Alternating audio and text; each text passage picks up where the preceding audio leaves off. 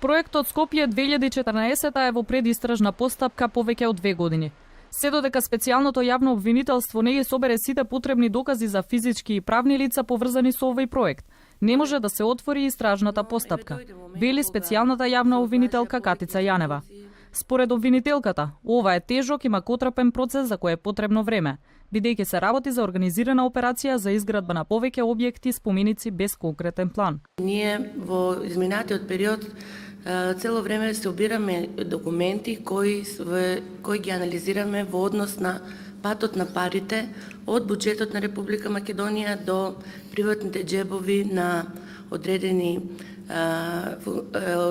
физички лица или правни лица кои се во Република Македонија и надвор од неа. Поранешниот министер, а сегашен координатор за култура во владата на Република Македонија, Роберт Алагјозовски, вели дека за овој проект одговорноста ја носи еден човек на чело, но и сите оние кои делувале за реализација на проектот. Алагјозовски смета дека поради тогашната злоупотреба на институциите, сега предстои долг период на одробување на државата.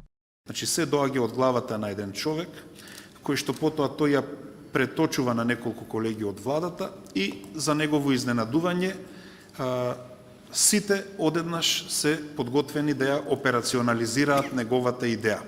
Значи, всушност, тоа е суштинскиот проблем на заробувањето. Гласниот критичар на Скопје 2014, архитектот Мирослав Грчев, проектот го нарекува архитектонска катастрофа од пропаганда и кич. Смета дека и покрај фрлените милиони за градба, спомениците и објектите изгледаат ефтино. Истата символичка порака и истата архитектура од Скопје 2014 ја применувале и Хитлер, и Чаушеску, и Садам, и други диктатори, зашто псевдокласицизмот и грандиозниот кич се измислени како изразно средство и пропагандна алатка на апсолутизмот и тоталитаризмот. Изградбата, комплексноста и начинот на реализација на проектот Скопје 2014 денеска беше тема на конференција организирана од Transparency International.